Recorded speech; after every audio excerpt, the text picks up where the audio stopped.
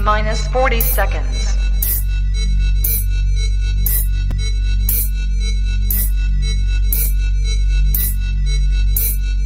T minus 30 seconds.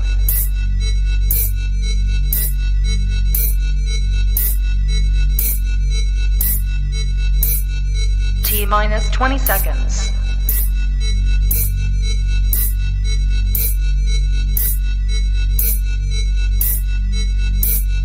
Ten, 9, 8, 7, 6, 5, 4, 3, 2, 1, 0. What is up, everybody? Welcome back to the Drunk Turkey Show. And today we have a fun one that I've been waiting for all week. Jaime Blue, are you guys drinking tonight? I know I am. Jaime, we'll start off with you. You going to drink tonight? My mute button froze. We can hear you now. Okay, good. Yeah, I'm drinking a root beer with a little bit of Old Smoky whiskey in there, man. Oh, nice. I'm also drinking a root beer, but mine is spiked. It's a Roadhouse root beer, a hard root beer. It is 8%. Holy smoke! I didn't read this. It's 8% alcohol, which is like twice as much as your average beer. Before we get into it, guys, I do want to remind you guys of our partnership with DataSeal. If you have some concerns with your privacy, whether it's your name, phone number, your address, any of those type of things, your voting preference, I know that's important to some folks, your religious preference, check out DataSeal. They have a great team that goes out into the interweb and take care of all of that personal information that's out there. I know that I recently looked at my information on the web, and I couldn't believe how much stuff was there. So go check yours out. If you're concerned, hit the link in the description. You get a 5% off. It's also for the replay group. It's also in the linked at the top, pinned at the top of the messages. We should, but yeah, I think we get a couple more subscribers, and maybe we'll talk to a brewery. I know a local one in town. We'll do it. But we have a great show. We're going to be talking with Jon Stewart. He is the former candidate for Illinois governor and has been in the respected researcher in the UFO community for some time now. Welcome to the show, Jon. How are you doing? Doing well. Thank you for having me, guys. Been a pleasure to be here. That's awesome. I'm glad you made it. I saw you on a couple of different YouTube channels, one being Redacted, another one being Alien Addict. And I was like, man, we got to get this guy on the show. He knows his stuff. So thank you for taking the time.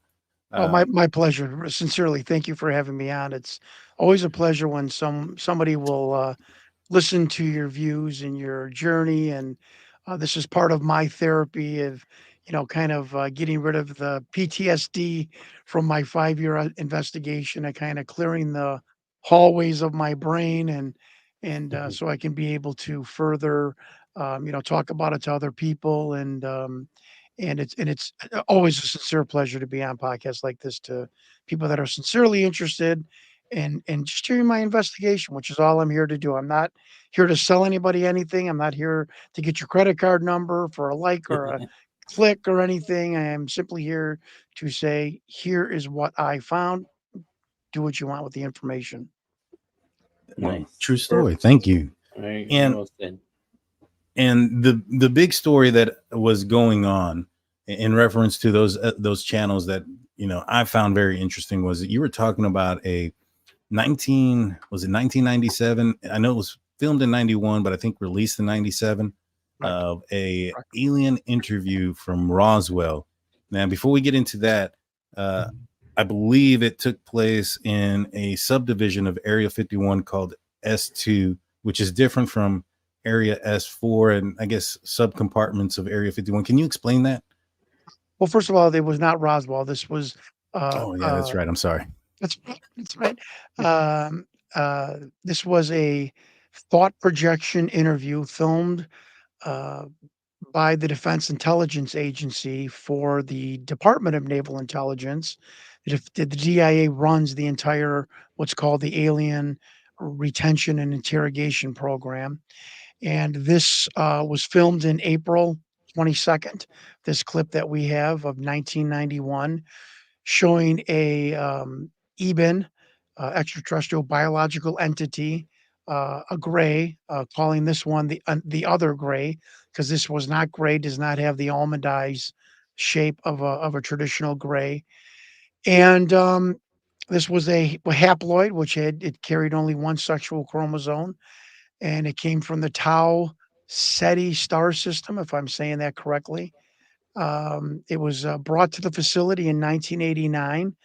Many people think it was from the '89 Kalahari crash in South Africa. I still have not gotten any confirmation of that, but I do find that coincidental, like many other researchers. And uh, much to many people's surprise, this was not filmed at S4. It was filmed at a underground facility, you know, blocks from S4 underground, called S2 Alpha. And S2 Alpha, we have the FOIA request that it was actually built in 1982. Um, and next to it is the pathology for United States American Pathology Center, which I find, why would you have a pathology center all the way out, in the middle of the desert? Well, we know why, because we know what kind of tissue they're studying. And I hate calling it a interrogation, because it's these beings use thought projection. Uh, they know the question you're going to ask, and they know the answer they're going to give you, and that's kind of put into your head as you confront these beings in their personal space, and begin to interact with them mentally. And that's it. So I guess we'll move from there. But yes, that's the whole premise of this video. And the creature does get into respiratory distress into the video, and two medics, as we now know, doctors, come to tend to the creature, and we've got the doctors' names. And there was also the cameraman, four other military people, and two telepaths watching this being behind a pane of glass in a ring seating area, watching this thought projection Q&A. And we have their names also. Nice, nice. Nice, nice. So Yeah. you said that the creatures were asexually. Are you aware if they procreated normally or asexually? Or you said that they had only one chromosome. Did they procreate asexually? Did they procreate at all? Are you aware if these were completely biological, or was there any type of mechanical component to their being? There's almost a foregone conclusion between military intelligence insiders and people that have been read into these programs. It's conclusively agreed upon with people like Dr. Stephen Greer and other people that are in the know, that the Greys are a kind of hybrid humanoid android type type of being. They're not sentient, but they do have biological tissue and organs. But they also uh, uh, uh, come with, or are designed or created with I'm trying to think of the best word I can without sounding crazy, but they also have electronic, or micro processing, and all types of things that you would need for their brain capacity to communicate telepathically, to control the craft, because the crafts are controlled via their brains through some sort of a headset and headgear, and we've known this since 1947. Some of the Greys do reproduce via coitus, and they do have the male Greys have an appendage that protrudes during again coitus, or sexual intercourse, and then we have been told that there are many types of Greys too, that are basically in vitro, or test tube, and they're Oh, wow. grown, lab grown, hence their android status. And Dr. Stephen Greer is emphatic on this fact, and so are a lot of other military people. And even though they can bend time, and we're the famous where you take a piece of paper and you put it, if it's space, you put it down against each other, and that's how they traverse space at times. Um, they are like the messengers, the worker bees, the explorers that are sent down to Earth and to do the work of abduction and of monitoring and testing and scientific work and whatnot. And we feel that they are that because of their android status, that is one of the reasons that they can um, adapt to any kind of travel in space. And they have a very hard time in our gravity. They can breathe oxygen, they can live in our gravity, but it's very, very heavy from their natural habitat, which is very, desert-like and very bright. And I find that funny that they chose New Mexico as their one of their Hmm. first, Yeah. places to, crash. And because people think that the crashes were intentionally caused in '47. I don't, but they seem to be in the desert a lot, and I find that very, very, very interesting. So you said that they were. I got two questions. That you said that Mhm. they were half or hybrid humans. So my question is, do they depend on humans to continue to develop, and or also you said that there's quite a few grays. Do those grays have like a common ancestor? Are they part of the same race that has spread across the galaxy? Rays are termed in one term haploids, and I didn't. I want to correct you. I did not say that the Greys are part human. Okay. Um, however, However, when I was with the military intelligence insider who was showing me pictures, on the bottom of the pictures were numbers: P 47,000, P 33,000. This is bizarre what I'm about to say. And I said, "We have 37,000 aliens in captivity." He's like, "No, P 37,000 means 37,000 years into our future." Put down my Hmm. coffee. I'm like, "What?" And he's like, "Yes, some of these beings can travel interdimensionally. They are from our future. Um, Extraterrestrials are deemed extraterrestrials if they come from the human lineage, from the planet Earth, or the human, basic DNA lineage. They are uh, uh, deemed extraterrestrials. If you come from another star system, another galaxy, you have no ancient human DNA inside of you, you are termed as an alien.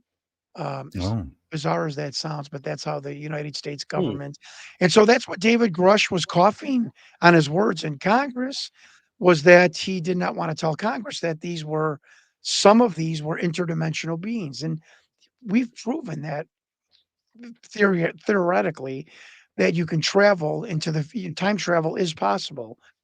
Physicists totally believe that now. So this is not a crazy analysis. The problem is we don't know how you can go into the past. They have Hmm. figured that out.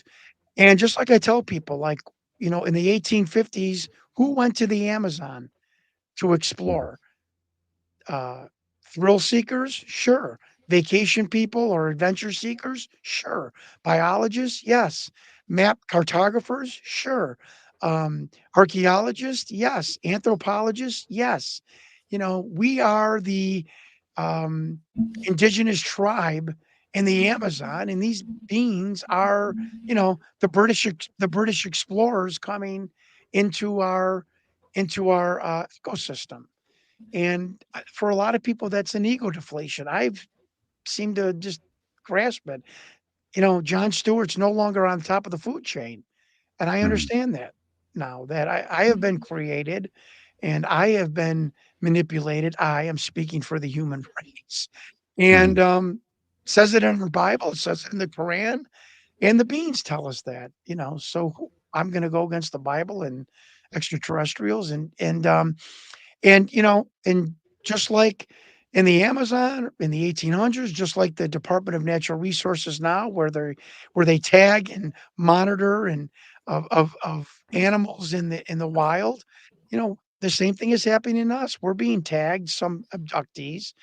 We're having semen and ovaries taken, and um, they are creating some sort of bizarre hybrid race.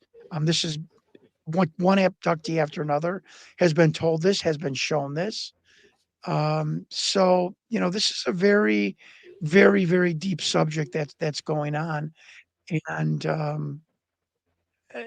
I don't know whether to be afraid or whether to be exhilarated, but I'm Mhm. certainly keeping my eyes open and questioning everything from what I have been told, briefed in, saw, and now with Congress, you know, bringing out in the open, I mean, we actually had a person in Congress saying aliens are real. We have craft. People have been murdered to cover up the secret. I don't really think people realize what was actually said in Congress back in June. Mhm. It was startling. No, yeah, I watched majority of it. I went through it probably about 2 or 3 times. It was very interesting. You mentioned that, oh gosh, I had something. Jaime, while I'm thinking about that, do you have a question? Yeah, I was gonna ask, John, before you viewed the video and of this interview, right, with the alien, what were your thoughts and opinions about extraterrestrials and UFOs? Were you always a believer? He's a believer. Yes, sir. Oh, I was always open-minded, always interested in paranormal and conspiracies and whatnot. Even as a little kid, would follow every documentary, and those conspiracy alien documentaries started coming out in the early '70s on mhm, programs like In Search of and Eric von Daniken's Fingerprints of the God, Chariots of the God. Those came out in the '70s. So I was always a big, a voracious appetite for that because I believed in it. mhm, Because I believe that there was a bigger picture of what just the Christian Catholic Church was telling us, or and I believe that these stories, these bizarre, outlandish stories in the Bible, if you just moved angel at times to alien, it all made sense. yeah, no, The first chapters of the definitely. Bible say something came down from the heavens. They mated with females on earth, produced this progeny called the Nephilim. You know, so why are we judging it now when a lady from, Austin, Texas says she was abducted and impregnated and they took her child and she was sewn her child? And why do we question people now, but we don't question Palestinian Middle East people 4,000 years ago, what they wrote? We Oh, have no that's idea who they were. We mhm, don't fact check them. We take a package of ideas and beliefs at face value, and we believe in these people from 4,000 years ago.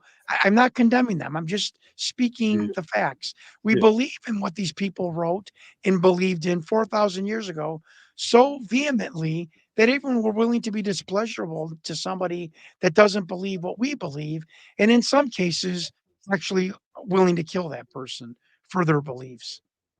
no, yeah. I mean, Kind of even strange. like like nowadays, you look back like you said, to the writings in the Bible, to ancient Egypt, right, and you see all the stories and the hieroglyphics and everything, and then it doesn't seem too wild, no, far fetched now that they're just slowly leaking some of the information out.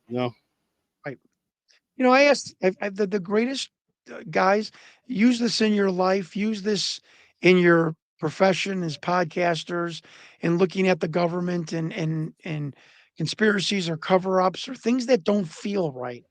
The greatest question I've ever had and I've developed for the past 5 years is why? When you look at Gobekli Tepe, which is the oldest astro geologic um, ritual uh, site in the world, 14,000 years ago, when children mortality rate was 70%. You're worried about dying, being eaten by animals. People are dying left and right to you. You're living in a cave. You're eating raw food and roots and dying of dysentery and disease and falling off of cliffs as a cave person, let's say, or a Neanderthal. And in all of this, where you're eating raw meat, people are dying, you're worried about being a animal's meal. A Hmm. group of Neanderthals or Homo sapiens in Turkey said, "You know what? Let's stop and take these huge sandstone blocks, carve them, even though we don't have tools, and these 10-ton blocks, let's carve them, let's position them to true north." I don't even know what true north is. But 14,000 years ago, these people that were just barely surviving created this astronomical um, geologic uh, uh, formation. I mean, the pyramids. Why would you build a pyramid? I mean, if you were an Egyptian, why go through that toil? What to keep the people busy? I guess whatever. We found the pyramids were sealed up. They've served no purpose to modern man. And my question is why? Why are there pyramids on every continent before ocean travel, before transcontinental travel 10,000 years ago? Why are there pyramids on every single continent? Just tell me that. You don't have to, any archaeologist, you don't have to go into some long story. Tell me Hmm. how and why someone eking out a living, raw meat, killing its prey, death all around them, scared out of their minds, are going to build a temple in the middle of Central America. I Yeah. mean, and then when you say, well, aliens could have come down from a more advanced civilization, it clicks. It has to click to any normal human being to go, oh, well, that's got to be it, because how could someone 14,000 years ago know about summer, winter equinox, the position of the sun, true north? I'll leave it at this. The base of the Pyramid of Giza, and I'm going to butcher this, but you're going to I'm going to give the gist. The base of the Pyramid of Egypt, of Gaza, is exactly the circumference if you times it by pi. The number that has been used for in antiquity is the circumference of the globe. Why would you build a pyramid 6,000 years ago, the circumference of the globe, when everyone believed at that time the globe was flat? Hmm. Hmm, Yeah. that's interesting. Yeah. You'd say that to an archaeologist, and it's you get You know more what? excuses than a guy I had going a to jail. You I know, had a weird question. Like, I just saw previous to the new Joaquin Phoenix movie Napoleon, and I didn't know that he tried destroying some of those pyramids by shooting cannons he at them. he he took Cannon to the pyramids and to the Sphinx. That we believe he's the one that shot off the nose of the Sphinx. Yeah. Yeah. Yep. But do you know why? It was in a No idea. Nas song. Mhm. It was in a Nas song. I I swear, I it's in a Nas song. I can't. uh, I don't want to go into Napoleon's mind because bizarre, a bizarre person from history. But yeah, Yeah. I have no idea why he tried to do that. so you mentioned that the aliens can be on Earth. They can, they struggle with the gravity. Some of them, Um, yes, some of them. they don't have any issues with our germs or microbiology or bacteria or things of that nature. Well, And okay, do sorry. they wear clothes? Like everybody always pictures them in naked for whatever reason. Right. Do they actually wear something? Is that just common misbelief? Well, from Victor, the biologist, the government biologist who was the whistleblower, said that they've removed all microbiology, right? Microbial bacteria from their body, but they are still susceptible to contamination from being on Earth. And clearly, we see this with this beam when it starts having a respiratory coughing effect. This is what Victor said. As far as the clothing, I'll give two stories. One from a Roswell um, witness, and one from one of my military intelligence. Is that these suits were skin tight. Some were shiny, some were nude color, no zippers, no patches, and the updated story from my whistleblower military intelligence whistleblower, and I believe from Philip Corso, who wrote The Day After Roswell and was one of the military people that supposedly gave some of the technology found in Roswell to corporations. Um, that the suits were actually, as much as the government believes, were actually woven onto the creatures, Hmm. like spun like a cocoon onto the creatures. And they found the same thing with a lot of the craft, that the craft were designed and layered at the molecular level. And that's when the government kind of gave up of trying to mimic the technology of these extraterrestrial vehicles. And in the woven of these layers of bismuth, which was one of the biggest metal components of a lot of these craft, were actually fibers. And they are, and our government still to this day, from what I have been told, is completely still perplexed 70 years later, how you layer metal at the molecular level and actually weave metal fiber in that same process. Yeah, that sounds Which very sounds very difficult. interesting. Yeah, that sounds almost impossible. But It I sounds almost guess, impossible. yeah, I guess the stuff that we have today would seem almost impossible to human beings a couple thousand years ago, right? Well, that's a great So point. I tell everyone, if Jon Stewart showed up in 1810 with all the modern technology now, a laptop, a CD-ROM, a car, electronics, they would think that I was a demon and I was, you know, from somewhere off in the universe, or I was magical or not even exist. I mean, can you imagine explaining a CD-ROM to somebody in 1815? I don't even understand it now. A light reads this plastic thing. Well, what is plastic? Okay, what's a laser? Let me explain. Think about it. yeah, So, same thing here. It's funny because there's so much.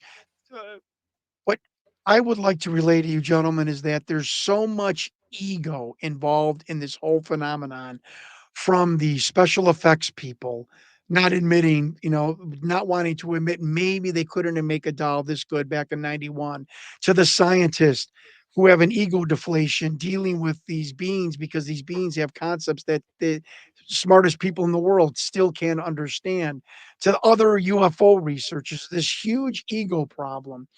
And what I'm my point I'm getting at is that, well, they defy physics. This is impossible that they could thought project a point in the universe and then they go to it in a matter of seconds, hmm, interdimensionally.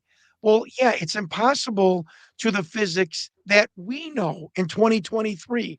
Have the hmm, physics from 1890 changed from 2023 of our knowledge? Okay, and Yes. it's going to keep changing. So we don't know all there is to know about all of the theoretical modalities of physics. So it's impossible to us to what our knowledge is now. And I want people to understand that these some of these physicists, really piss me off. Just get a hold of your ego. You know, yeah. it's what you know. Now in 23, I'm sorry that they're on a different plane, maybe from 5050, and I'm sorry Mhm. that's hard for you to accept, Mr. Physicist. Right, right. You That mentioned makes something any about, sense. yeah, it does. You mentioned that like the metal of the craft were like woven at the molecular level. Have Correct. you ever heard of like have you heard of James Fox? I have heard of James Fox. He's the one that did the Brazilian Alien. Yes, yes. He also said that there was a footage from somebody named Chuck Clark who had obtained footage from two guys that were out in Nevada and near Oh, this, yeah, Roswell, yeah, and they went out there and there was an orange craft, and he right. described that what he saw on camera, that the craft had a bio, almost like a living skin on it, and that it was almost alive. Have you heard anything like that? But I've heard people describe it as luminescent, like mother of pearl looking. like looking into the desert and the mirage, the refraction of the heat on the desert floor. I find it funny that the family in Las Vegas that was supposedly witnessed a crashed UFO said they were looking at the UFO, but it was distorted. The field Mm, was distorted, and Dr. Greer thinks that this is because there's so much electricity, or the gravity waves are so massive and so powerful that it distorts um, the vision of the craft in our atmosphere. But more importantly, is that there are many people that have told me that the craft is almost like the metal is almost like a living, breathing tissue, and that is why these beings can control this craft with with a headset device and their brain. So hmm, again, it's not metal the way we think the term of metal of molten steel coming out of a foundry in Nazareth, Pennsylvania. This is like a breathing, living organism, as best I can hmm. describe it. Interesting. I think maybe the only logical explanation I can come up with something like that is they have been able to combine machine with biology, and Exactly. and Exactly. maybe perhaps how we're in experimenting with like creating organs and things of that nature. Is it Right. possible that they're at the ability to Oh, create consciousness or a yeah. brain and attach it to a vehicle? I've had That's people roll interesting. their eyes about, well, the skin's a biological living, breathing, and what do you mean? And, biology and electronic. Well, we're doing that now with Neuralink and Elon Musk. Yeah. We're trying to implant things into our brain that can Mhm. navigate and operate with our brain. We're doing it now in 2023. The human Yeah. race is combining biology and nanotechnology. We can't even thin out traffic at a Dodgers game, and Yeah. we're experimenting with nanotechnology in a living organism. So Well, I stop know that rolling your eyes. We're almost there. we're getting close to a lot of stuff, especially in biomedical engineering. Oh, it's incredible. I saw a video the other day of a story that they made a biomedical like kidney Hmm. to be able to function as Oh a yeah, they're kidney. 3D printing organs. That's it's the organ transplant industry with 3D printing and uh, I'm not mixing up my words with 3D printing. They think they're going to be able to 3D print organs at some Hmm. point. Yeah. And yeah, this kidney, this artificial biometric biomedical kidney is nearing, it for Yeah. trials and whatnot. So yeah, I heard so it's great going for that you brought trials that up. soon. I'm impressed that you noted that for the alien and alien connotation. But yeah, it's what we are on the cusp of is incredible. So anybody that rolls their eyes about what I'm talking about, I mean, have you looked around your world? It's pretty incredible. Yeah, we have a lot of Yeah. stuff out there coming out that companies are developing, people are developing, and things are going to change in the next 10 years. You'll see. I mean, I heard that there's a place that's already putting in requests to get approved the flying car theory, and people are already Yeah. putting orders in, so things will change eventually. Yeah, I just thought I've not talked about this on any podcast except for one, and very briefly. Well, why hasn't the government given us all the secrets and technology that they've learned from the aliens and extraterrestrials? And I say to this is, do you want everyone in the world to know what the future is? Think about that, what I'm saying. One of the basic things the aliens can do is, see into the future and however they do that. Do you want Hmm. that technology given to everyone?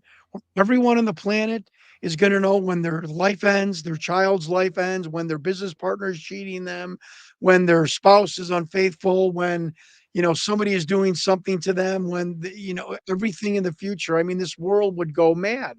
And and I'm one of the few UFO researchers that believe that is not such a I I use kid gloves with the government. I understand to some point and to some level there's a threshold of what, you know, they can, perpetuate and promulgate into the world. And, flying cars. Do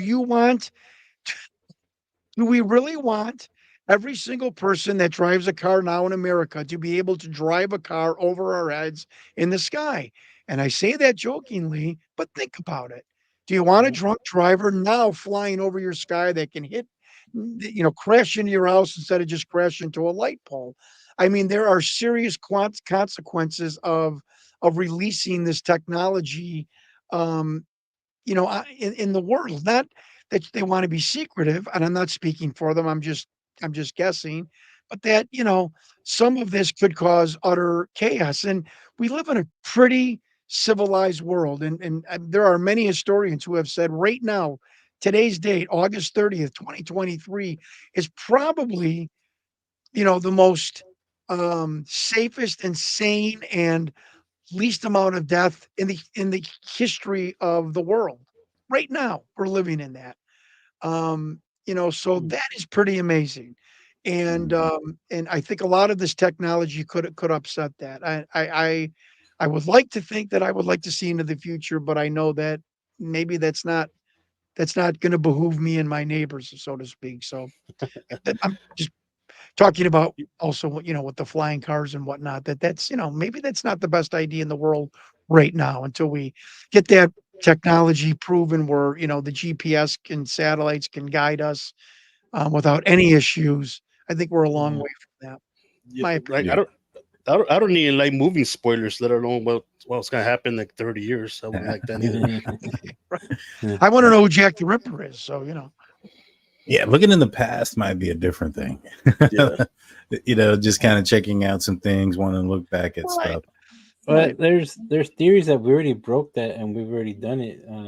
There's photos, that people put out there that you can see somebody in the 1950s in a big crowd holding something that looks like a cellular phone. Yeah. So The I always tell people when you listen to me on podcasts, listen to my anecdotal stories. Listen to the stories, these little tidbits that I've been given for the past 5 years. One of my military intelligence insiders who have helped me. There's four of them, five total of people.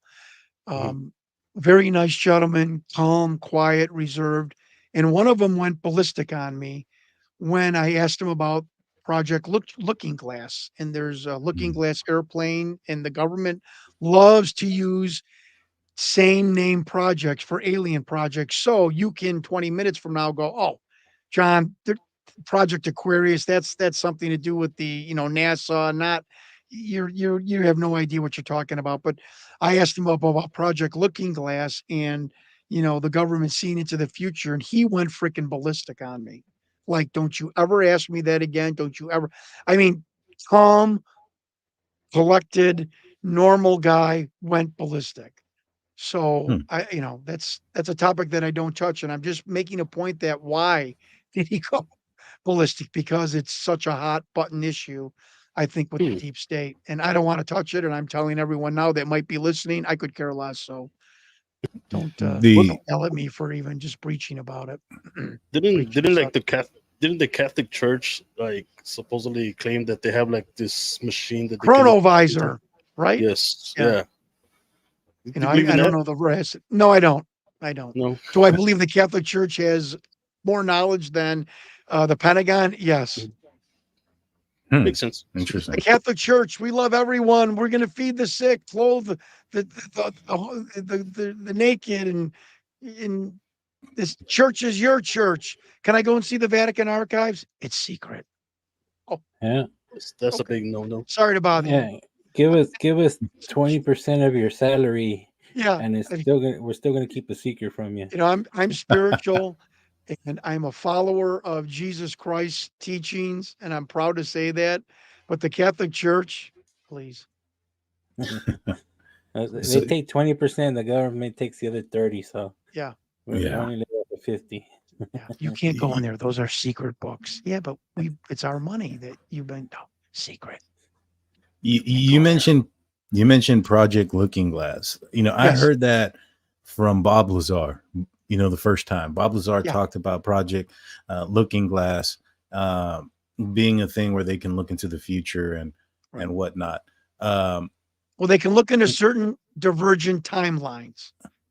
so it's And not I can't 100%. explain that. Like, yeah, I can't explain that to you because I'm an idiot. And I mean, seriously, but it's yeah, they can um, set it for a timeline and set this for this timeline. So there are multiple entries or multiple results that could happen from looking at a certain date or again a certain timeline. So it's just some like sort of like quantum calculator that predicts what people are going to do based on what they're currently, or what anybody or anything is doing based on their current trajectory, basically. Yeah, yeah, it's this the Looking Glass project is located in S4, which everybody says, "Oh, S4, S4, S4." The aliens are at S2 Alpha. I'm going to repeat this 70 times if I have to. In the past, at Papoose Lake, the alien beings, 99.999 of them were housed at S2 Alpha, not S4. S4 did have a biosphere for beings that could not breathe our atmosphere, and for beings that we were trying to experiment on while they were alive. But uh, 99.9% of the beings were stored at S2 or were housed at S2 Alpha store. I hate saying that. That's so demeaning to beings. But Looking Glass was in S4. And a guy that was there, Dan Burrish, claimed to be there, just talks about the use of high frequency and these barrel type metal objects, which we created like using time, gravity, and electricity, a huge amount of electricity, and that produced this futuristic wormhole or this doorway into the future. I Hmm. can't explain it, but that's what I've read. Interesting. We have a couple of super chats I'm going to get to in a question or two. So, first one comes from Steelers Nation Australia. Says Alien Show, $2 super chat. Thank you. And Tara, Thank you. and it's not pulling up. Tara Blue asks, "What do they eat or drink?" Great question. The grays, because Mhm. that is my specialty. The grays have an ability to absolutely absorb every amount of moisture in their environment, okay, through their skin and use it to sustain themselves. They eat very little. They don't need a lot of nutrition because what they do eat um, is everything is completely absorbed. They are a perfect biological system when it comes to the absorption of moisture, water, and food. Um, I can only give you anecdotal stories because I've not fed an alien and I have never encountered one. Um, there's one story from a military insider that the government made a stick, like a like a candy stick made of whale blubber, and that the beans, some of the beans would suck on that. There is the famous strawberry ice cream story. Not saying but they couldn't digest that, and they seem to like that. And we found the dairy in Las Vegas. We talked to a driver. Guys, I am telling you the honest to God truth. He said to me, I would keep my truck running in my driveway all night at 4 in the morning. I would go to Area 51 outside of a gate, unhook my trailer, pick up and hook up the empty refrigerated trailer and bring it back to the dairy in Las Vegas. And I am looking you in the camera and I am putting my right hand to God. Quote, the funniest thing is, for the 10 years that I delivered that ice cream, they only ever wanted strawberry ice cream at Area 51. Hmm. That's Now, this interesting. was part of a 1980 documentary about aliens, and one of the whistleblowers said, they had a fancy for strawberry ice cream. An Air Force procurement officer was at a town hall meeting in Nevada and said, "Look, I'm just a guy that goes and gets the food and the supplies and the strawberry ice cream." Almost like a joking, but trying like a serious joke. And I fell off my floor when he said that. And that truck driver knew nothing of the urban myth of strawberry ice cream and aliens. And he said, John, it's weird that they've ever, 10 years, they've only wanted strawberry ice cream. It's bizarre. Hmm. Some plant-based items that they did ingest too, those are the stories that I have heard. But they are absolutely perfect as far as absorbing every kind of moisture in the air, and very seldom need to drink any water. Does that mean that they don't exude waste? No waste. Really interesting. Yeah. Angel D comes in with a question. She says, "Do you feel safe about openly talking about the subject?" God, great question. I usually say this at the end of the podcast to be really dramatic, and I'm not being glib about it. And thank you for that question. I mean that sincerely. Um, I didn't steal this video out of Area 51, right? I Right. mean, don't blame me. Your past employees, you, the government, are helping me to de- and helped me decipher this video. I didn't take it out. I didn't hire these men who have come forward to help me. I am speaking in um, defense of you, the government, the Pentagon, because they listen to every podcast. Trust me when I tell you this, gentlemen. Your podcast has been listened to every single time you went on air. That's just a fact in military intelligence. So I'm defending the government at many points. I didn't steal this video, and you let it out into the public. I'm just telling people that I'm proving that it's real, Mhm. and I'm not, scaring people, and um, I'm not calling for revolution. I'm just simply telling people it's real, and we have to give the government the latitude to figure how they're going to come out and tell us this now, because it breaks everywhere, not just this video but others. And I say Mhm. to people that if my life is truly in danger, which I don't believe it is, that means that this video is real. And if this video is real, that means that extraterrestrials and aliens are real, and they are coming to this planet. And if that's real, I say God help us all. Yeah. Yeah. Well, let's get into this video. We'll play it and then we'll break it Okay, down. There's no great. sound to it. No. Um, Well, Victor I, said he removed the sound so none of the people in the room would be compromised by their families or Hmm. relatives. How am I Wow, doing so far? oh, you're doing great. You're doing Okay, good. amazing. Thank you. awesome. So one thing that I noticed about his eyes are that they're very reflective and that Yeah. it's very dark.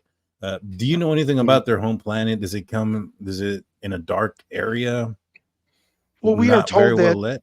I'm sorry. We are told that most of the Greys live on a desert-like planet, a binary star system, very bright. Hence, the those are actually, excuse me, those are actually. And I want to talk about this guy that briefed me from the National Air and Space uh, Intelligence Center in Wright-Patterson, Ohio, Dayton, Ohio.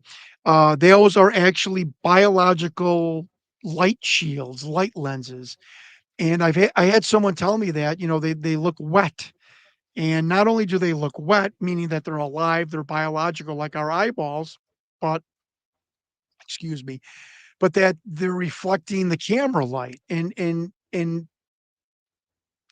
there are some people, affects people especially too, that tell me that, maybe a black glass in the eyes, if it was an animatronic doll, wouldn't reflect that camera. I don't know whether that's true or not, but I was specifically briefed about this alien that though that was a biological living lens put over their eyes. They can withstand all kinds of sunlight. It's not very comfortable for them, and the room was not that dark. The video production company in '97 darkened the film to give dramatic effect. When this film came to the production company, Rocket Pictures, via Mhm.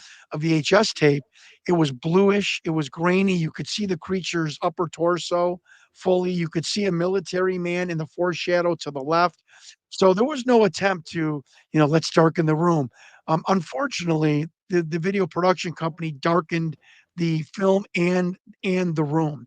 And when the medics come in, they shine the flashlight on the being's torso, so you can't see the full being. This is not a puppeteer's, magic trick of concealing the body and whatnot. When the doctors come into the room, they accidentally shine the light. But um, there are some instances, especially in the documentary in '97, where they show for about 10 seconds the bluish grainy footage of the interview suite. So and that's really something I've had to combat. People are like, well, it's fake because it's black. And yeah, I agree. That's something that has to be understood why that is like that. And Victor, the government didn't do that. The video production company did that.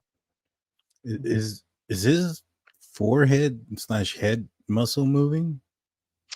There's a guy in Europe that has found like 48 different movements of the being. I have myself noticed 4 different shapes of the eyes, one from round, one from curved on the top, one from curved on the top, flat on the bottom. There is pareidolia, which is the pixelation of the film, and I chalk a lot of movements up to that, and I've kind of dissipated people's skepticism of it. Yes, there's pareidolia that makes it look like skin move. Look at the mouth opening and closing instantaneously. Mhm. Very, very hard to do in 1991. We have FX people that claim they can do it. There it is. Okay, so that is how the videotape looked when it came to rocket pictures in '96. Yes, it was darkened because the room is kept dark for the creature's comfort, and the light actually is on top of the head of the creature from the ceiling. But that is how the Mm. film looked. Oh, thank God you guys got that and showed that. That's how the film looked back in '96. And now, for dramatic effect, um, So, yeah, they so darkened the room and made it very eerie and mysterious. And just look at that face. Look at the shading. I mean, you mhm. think you can really spray paint an animatronic doll with that? Was that looks very lifelike. And when you, that you, mouth opened and closed, when I zoomed it open, I about fell off my freaking couch, thinking I haven't seen an animatronic creature in '91 with this mouth moving up and down. You don't see the servos. People, FX people, and again, folks, I give you both sides, said, no, we could have put remote control cables in the mouth and buried it deep so you couldn't see it through the tiny slit. But it shows emotion at the end, like, oh my God, thank God this coughing fit is over. The bottom mouth goes in like a downward. You ever hear of resting bitch face? Yeah. Where your mouth, the bottom lip goes down in a downward U. Mhm. It's like what Joe Rogan said. You got all these people doing mental gymnastics trying to explain how it could be faked and whatnot, and no one's made the doll. No one's recreated it. And Victor came back in '08 and said, if it's fake, well, then recreate the doll. If you can do it, if it's so easy, do it. If it was Yeah. so cheap to do it. Mhm. Nobody's done it. And I like This to get to the physiological monitor because that was the start of my investigation.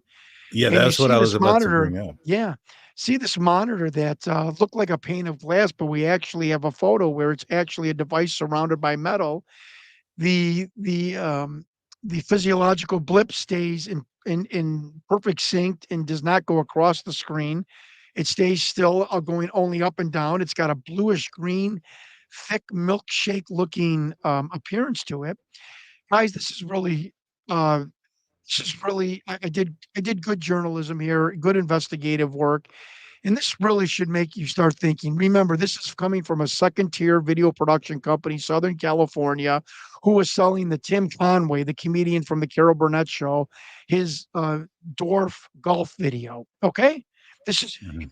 so they've created one of the best looking animatronic aliens ever, right? And I wrote to 3 PhD fellows that were doing the history of physiological monitors, all 3 experts, right, in the world. Would you Mhm. agree? All 3 of Yeah. them said, "We've never seen that type of device ever. We've never seen the drawings, the conception for it. We don't understand why you would have that blip stain in place." I then called Hewlett Packard and Space Labs. They were the only labs in the '90s and '80s doing physiological monitors.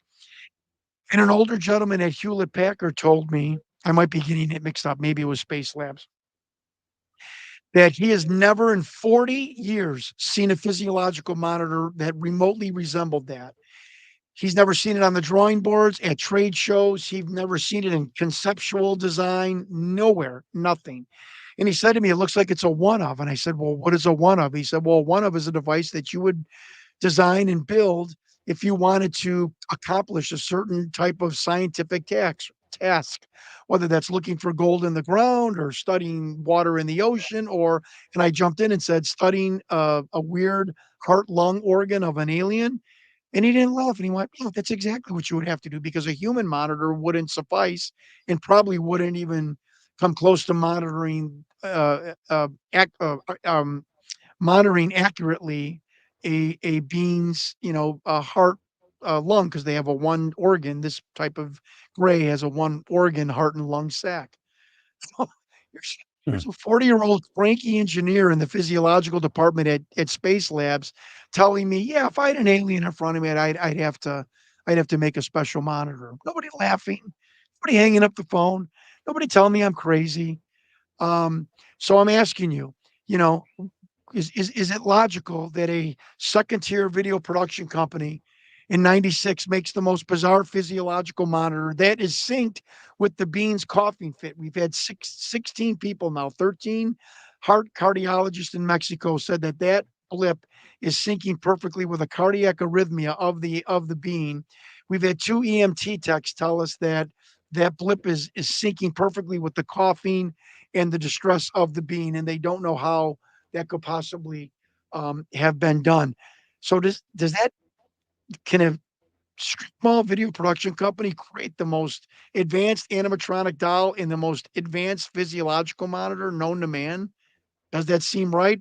Or does it seem that the Occam's razor, the simplest explanation is that the most advanced group in the world, the United States government, created that monitor and has a live being in front of them?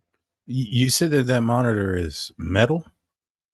Yeah, so nobody could ever get a good picture of it, and then we send this film to Bill Mums, who was hired by National Geographics to do the Patterson Gimlin Bigfoot film.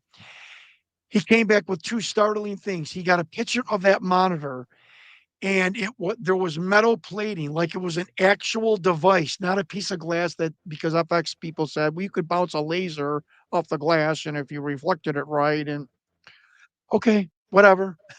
But we found that it was an actual box, an actual device, a thin, about 2 inches thick with the metal bracket. Why would you make a metal bracket around it if you were putting a laser on a piece of glass? Why go through the motions? Mhm.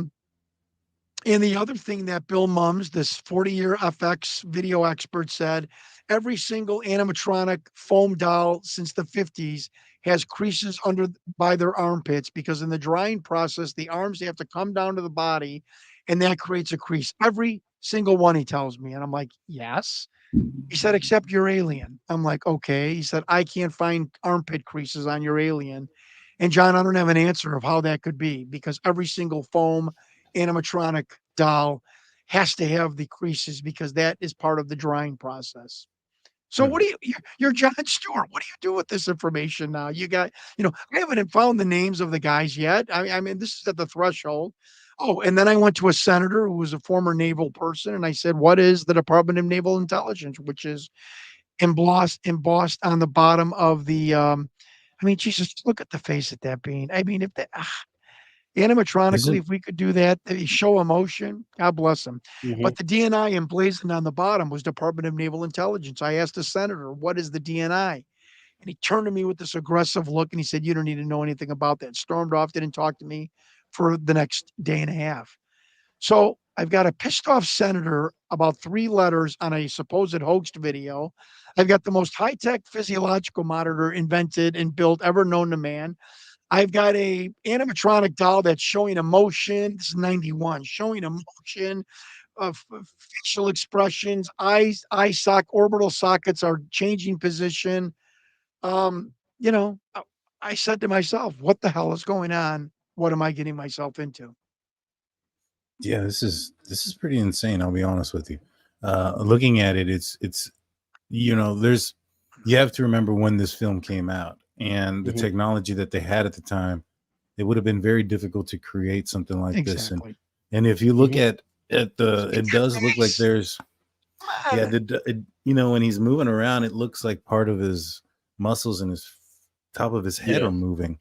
Yeah, Yeah, no, head. for sure. We found muscles in the neck moving. The mouth opening and closing. 5 different shapes of the eye orbital sockets. I mean, the researcher in Europe did a hell of a job. Going frame by frame. Yes, you can see it in this screen. There's some pareidolia. Yes, but look at even the eye shape here. It's almost almond right here. You scroll Mhm. forward, you see it round, you see it flat on the bottom. It's just amazing. It really is amazing. And if it's fake, it's the worst hoax ever. Why would you bring those doctors in short sleeve scrubs and not biohazard containment suits? Why? Mhm. Why Yeah. would you why would you let Jon Stewart 30 years later say it's got to be a fake? They're in short sleeve scrubs, the worst freaking hoax on the planet. There's 2 military men in the shadow in the foreground with their shoulders getting into the camera. It was one continuous shot, which so there was no cuts and to distract you or to to do something kinky with the footage and stuff. I mean, come on. I mean, let's come to grips with that. There's a 99% possibility that this is completely real. Yeah, when I first saw this, I'll be honest with you. When I first saw this with no context whatsoever, um, I threw it in the not real. Yeah. And then I came back. I heard your podcast you did a while back. I can't remember the name of the other podcaster you were on with, but I heard you explain the movements, and I looked at the movements, the mouth, um, the sizes of the eyes, the ridge Right. right here between the eyes, Right. and then Right. I started, okay, he makes a good point. So now I'm like, maybe prematurely said that it wasn't real when I should have just been paying attention a lot more. And you explained that very well, and now I see all the differences and all the little details that I didn't see the first time viewing. Yeah, you zoom Yeah. this photo, you zoom this video for the last 30 seconds. This Mhm. creature looks exasperated, like, holy shit. Thank God that coughing fit is over. It's got fluid coming from its mouth.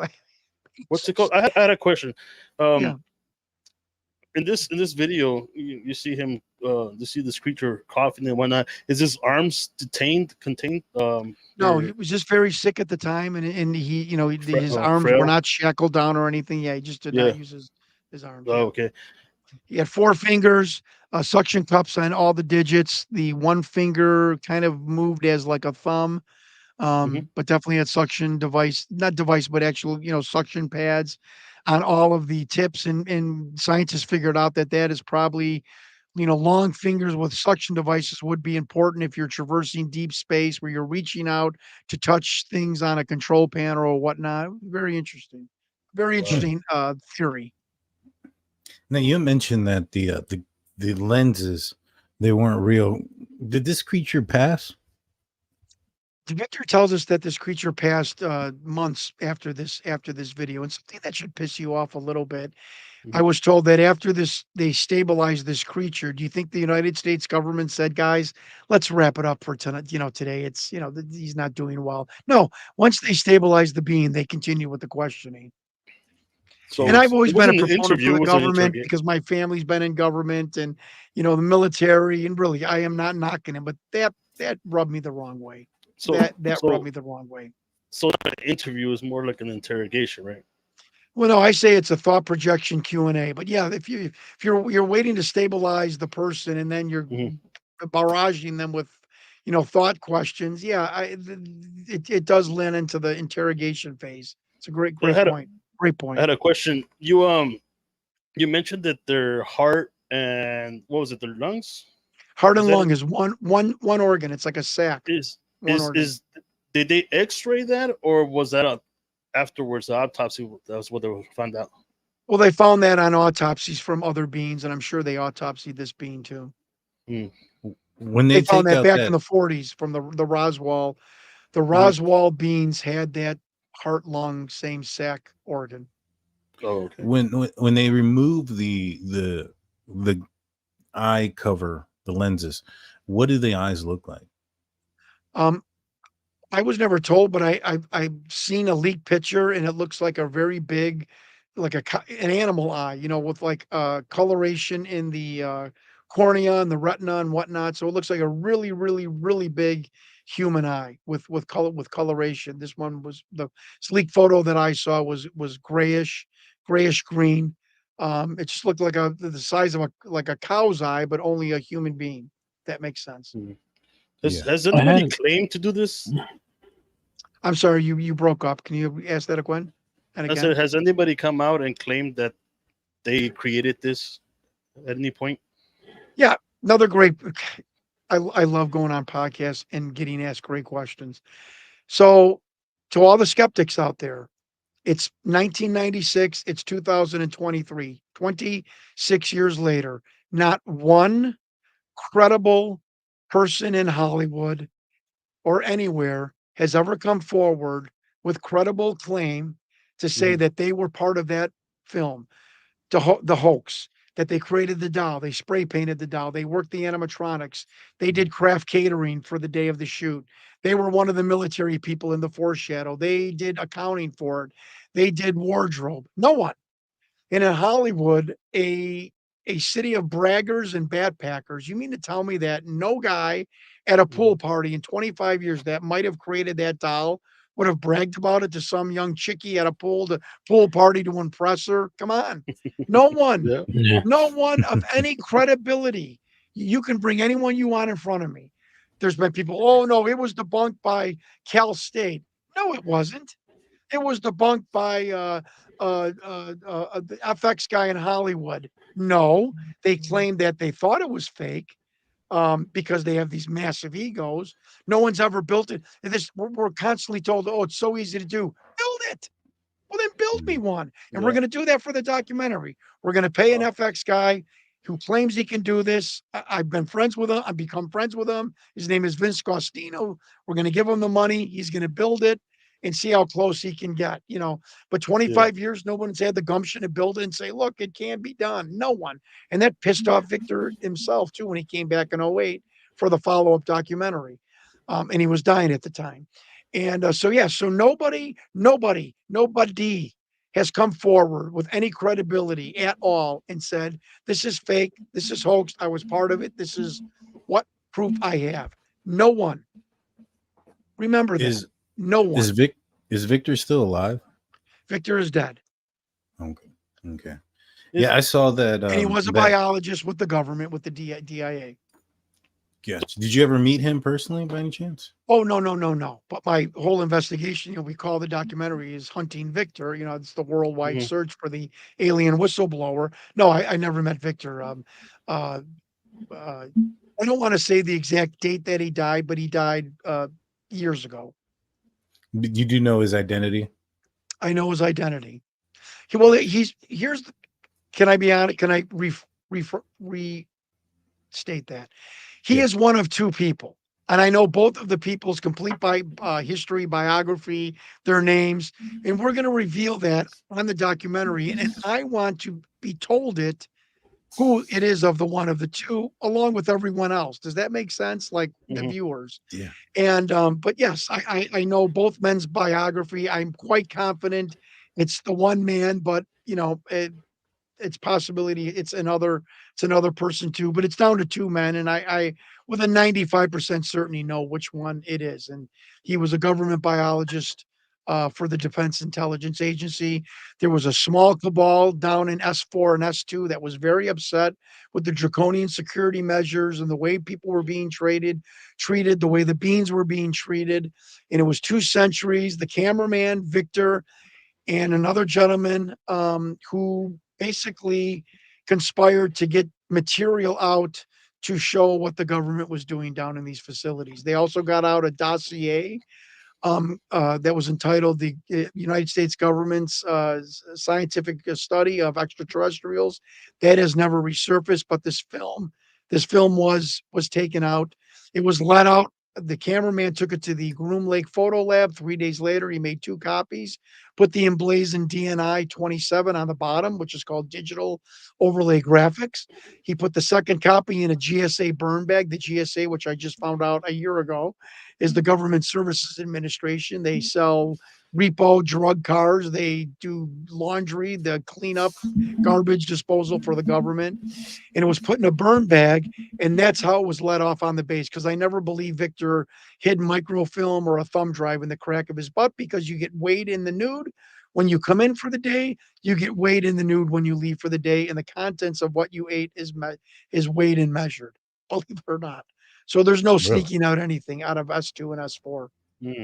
So That's what I was wondering too. how'd the video get out then? I just explained that Oh, after I'm the sorry. film. Yeah. Oh no, I'm sorry. After I got after this, mixed up in it. that's all right. After this interview was done, well, let me jump forward just a little bit. After going on these podcasts, I finally was contacted, which I was hoping this would happen, by an insider who gave me the entire briefing about this video, how it was taken out of the facility, everything about the creature, all the names of the men standing behind the viewing partition, and the names of the 2 doctors attending to the being. I got all of these and proceeded like a journalist to vet every one of them, call family members, call them, email them, which I can get to if we have time, which is a big Yeah, part yeah, of the yeah. story. We did. So the um the internal investigation from the Defense Intelligence Agency, they called it an unauthorized viewing, was that this film was simply, once the interview was over with this being at 3:15 on April 22nd, 1991, United States Air Force police officer escorted the U.S. Air Force cameraman back to the Groom Lake Photo Lab. And that's interesting, because I would have, that was a hoax letter or investigation, I would have called it the Area 51 Photo Lab, Groom Lake Photo Lab. 3 days later, copies were made, and it was one copy that the cameraman put in the burn bag and smuggled off the base, because it was in a Government Service Administration burn bag. So why would the security, pay attention to that at all? And we have been told by multiple people, because the base security inside Area 51 was United States Air Force police officers. Outside was EG&G Dynatrend. But the inside people, if you knew the security guard for 2-3 years, we have been told by multiple sources who weren't even with the alien program, that the security could be lax. They didn't check your pockets sometimes. Some days they did. Some days they check your purse. Some days they wouldn't. Some days they would check your duffel bag. Some days you didn't. So for the fact that a burn bag, something to throw in the fire, the incinerator, back at Nellis Air Force Base, was let out, that's I'm sure it doesn't happen now, but that's no stretch in that. And once that was out, Victor waited 5 years until he retired and was collecting his pension, and then went forward with the film. And the real hero, in my opinion, without taking anything away from Victor, is the cameraman. We have no idea who he is. We probably think he's in his 50s or 60s. We hope that when the documentary comes out, people are going to say, "Hey, wasn't Tim cameraman out at Groom Lake at Area 51?" And I think with this documentary, we're going to end up finding who the cameraman was. And he's the whole ball of wax, because he's the one that took it off the base and then gave it to Victor and this other gentleman, who then sold it to Rocket Pictures. Hmm. That makes sense, because I was about to ask, like, so do you know the identity? But you're saying you don't, but I'm sure the government does, right? They have everybody who was participating in that name and everything, their identity, right? Well, it's funny, because in the report it says, "We think Victor is," and so I don't know if they're absolutely sure. I think Mm. I'm sure they're sure now, and I have been told that the reason they didn't prosecute Victor in '08 was because he was failing in health, and the Obama administration declined to prosecute him, since there wasn't any big backlash with the film, because I think the Alien Autopsy pretty much cast a wet blanket Yeah. on any other Mhm. alien films coming out, and excuse me, Mhm. their legitimacy. So, I but yeah, personally I mean, think that they I know didn't. for 95% sure who Victor is, but I'm Mhm. telling you that there is another name, and we have a person that will reveal who exactly is the correct name, and I will do that in front of people. And I think the fans, I hate to say that, but the UFO community and people interested in this in the world deserves to know the exact time that I know too. I think that's Do, fair. Do you think that they will actually prosecute someone if like something like this happens in the future? Do you think they will prosecute? Because I think if No. they prosecute someone, that will just confirm that the video, right? That they get the video pretty much, right? There you go. Great question. Oh my God, great question. Yes. Well, why didn't the government prosecute rocket pictures? Wait a minute. Can you imagine the Pentagon suing a video production company in California over an alien video being leaked? Well, why would you sue somebody if it was a animatronic doll, if it was Mhm. fake?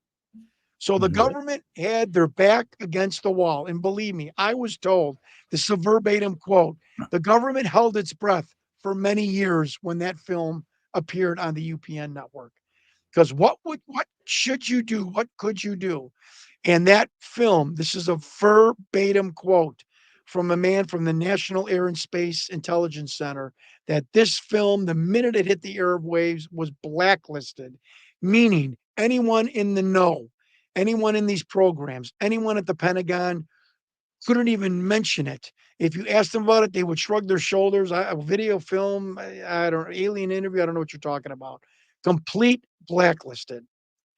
And Wow. and he found that out by researching it for me. So I'm asking you, why is a hoaxed, alleged hoax video blacklisted by the Pentagon? And Yeah. why is somebody like me who's researching it getting so much heat from the government as far as my emails disappearing, my apps being rearranged, um, the military people that have been told to cease and desist conduct and Mhm. contact with me? Why? I'm a retired automobile dealer from Chicago. Well, why are you demanding intelligence officers cease I, contact with me about mhm. this video if it's hoaxed? Why? And Right. no one can answer that except, well, because it's real. The Bears. What's it called? I had two more questions and that Yeah. the other guys asked, but I don't know if you know who David Politis, who David Politis is. Know David Politis well. I've tried to email him a couple of times. I tried to Okay, actually help him get a TV show, which he never responded to. But I was so enamored with his research that I yeah. said, this has got to go on regular TV. So I explored it with him, and I think his Oh, work has been fascinating. He's got some yeah, stuff kind of some wrong, but the main thrust of his theory is right on the money. yeah. Because like I see his documentaries and I read some of his books, and I remember hearing that he had such a hard time getting information from the national parks and the government. They made it real hard, almost impossible. And then when he tried to, they were charging him millions of dollars to get this information out. Did you have a hard time finding out certain details about this video? My Was the government? Do you think the government was trying almost to like, discredit you? Well, they haven't discredited me yet. But Yeah, I'm yeah. sure when I make it on national TV, it'll be, look at this pro wrestler in his Hmm. feathered boa robe. Oh, I'm sure that's coming.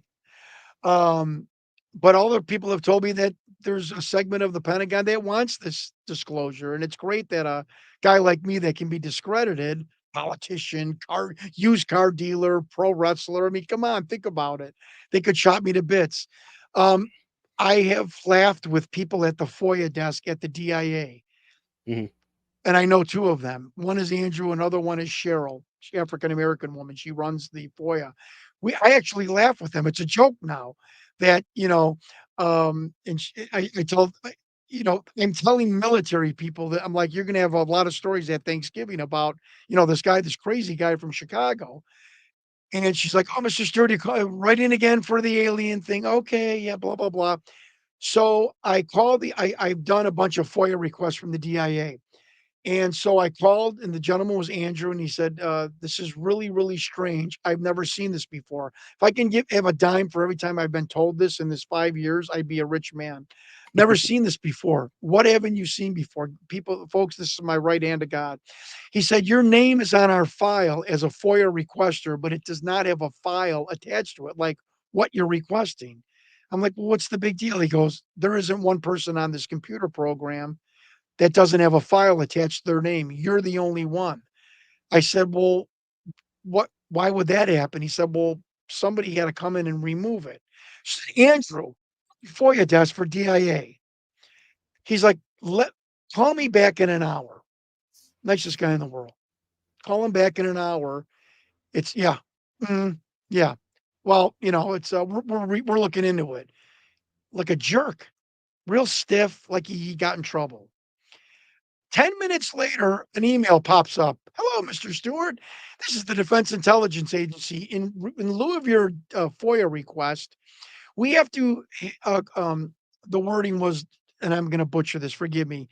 Due to the nature of your FOIA request, because I asked them about S2, the alien interrogation, and Project Aquarius, we are going to have to conference with other agencies and departments and do an overall evaluation of any information that we will release back to you. So they were telling me that we've got to like now go to the CIA or the FBI or whatever other agencies and having conferences with. That's written in the paper. I've got the email, and never heard back from them. I did a FOIA request, two of them to the Pentagon, to the Air Force, because I want to know Colin Powell's travel schedule on the day of this video. And you'll know why in the documentary. Never heard back from him yet. Of course, I've got to browbeat him, and and then they tell you that there's thousands of FOIA requests, but if you become enough of a pain in the ass, you get a response. And 99% of the time, it's, oh, we have no information with this. This is in our department. It wasn't worded right. I mean, it's a parlor trick. It's a 3-card Monty on the streets of Brooklyn, and it's a big magic trick in a big secret clubhouse, and we ain't in it. That's crazy. So again, you're looking at a guy who, in the history of the Defense Intelligence Agency, and I'm not putting myself like I'm some hero, you're looking at the only person that has ever been on their FOIA request electronic files without a requesting file next to it. This was told to me by the person that runs that computer section of FOIA. I've never seen this before.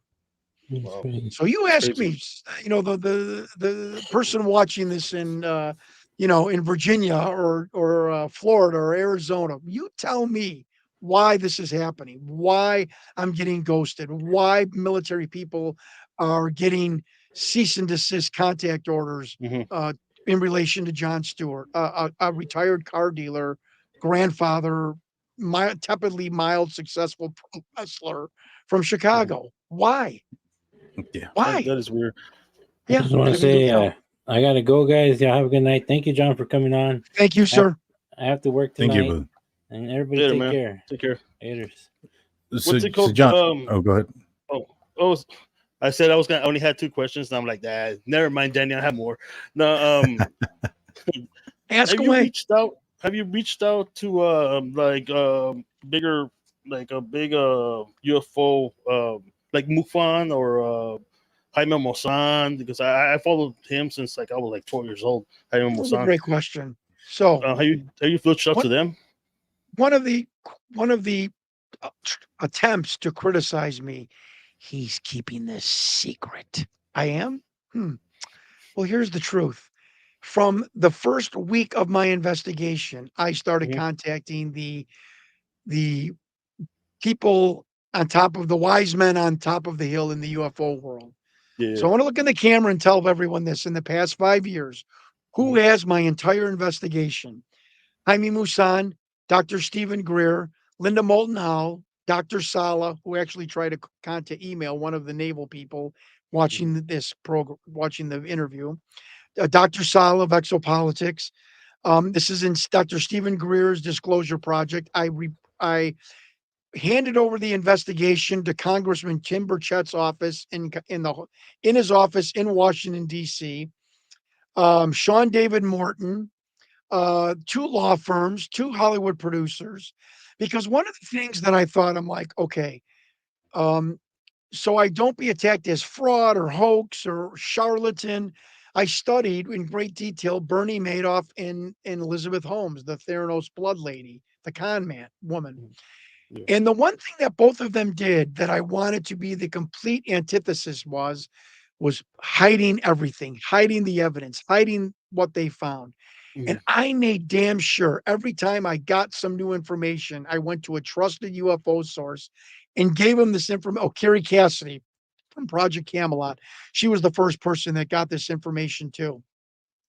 So I've hid this with no one. I've taken this to Congress. Hollywood producers have this. 2 law firms have this. I've hid this from no one other than, basically the general public. But the UFO community, and I will tell you, has been just absolutely, absolutely wonderful to me. And I'd like to then go take 1 minute and tell you who has not been wonderful to me, because part of me being honest is being honest about my experience and my journey, Yeah, correct? yeah, for sure. Yeah. I tried to take this investigation to Tom DeLonge and emailed him and to the Stars Academy. All I got back was, how much money do you want to give us? Do you want to donate? Do you want to do? No, can I speak with Tom DeLonge? My name is Jon Stewart. I'm an investigator. I've been investigating a block. I get the same, fundraising email. I've Yeah. tried to take this to Robert Bigelow and talk with his assistant, Dr. Com Kelleher, who's been very nice to me. And I've emailed him a million times. I offered to fly to Las Vegas, bring lunch. I'll fly to Las Vegas. I'll bring everyone lunch to Bigelow Industries. Just give me 5 minutes. No. No. So why does Robert Bigelow want to sit down with the guy that ran for governor for 5 minutes? He's going to bring lunch. He's got startling information. You tell me. Jeremy Corbell, I gave this information to, have never heard back from him, because they want to be the ones to bring this to the public, not Jon Stewart. George Knapp has made contact with me. He's been very recalcitrant and, to the point of at times blowing me off. Another one, George, I've got a mother-in-law in Las Vegas. I'm willing to fly to Las Vegas. I'll buy you a cup of coffee. I'll buy you lunch. Can I just show you? You're Mr. S4 with Bob Lazar. I want to show you what I've tried to find, what I That's have found Coast to out on Coast, right? S4. Pardon? Is that George from Coast to Coast? Yeah, no, George Knapp is the Las Vegas reporter that broke the Bob Lazar story. Annie Jacobson, and I don't want to talk ill of anybody, but I am being honest about our mutual history. Is that fair? Right? So Annie Jacobson, who writes this book, this huge book on Area 51, was told when the general panicked, she was told about the Roswell crash that the Germans and Russians made deformed human beings look like aliens and then crashed the spaceship on the plains of New Mexico. Just crazy, stupid stuff that a goof would swallow hook, line, and sinker, not say to themselves. I think the general's backtracking on this. I sent her a very polite text. Hi, good morning, good afternoon, Annie. My name is Jon Stewart. I ran for governor of Illinois. You would think that would kind of stop people like, oh, wait a minute. Let me listen further. I've done a 5-year investigation about S4 and S2. Would you have 5 minutes where I can this is the Miss Area 51, right? Would you have 5 minutes where I can go over my notes and we can compare notes about my 5-year investigation of S4, S2, and Area 51? I'm not interested in that story anymore. Just, again, I'm not saying a bad word about her, but do you respect her that a little bit less? This is Miss Area 51 and wrote this big, she's the expert. She talks really like this. She's got this great voice.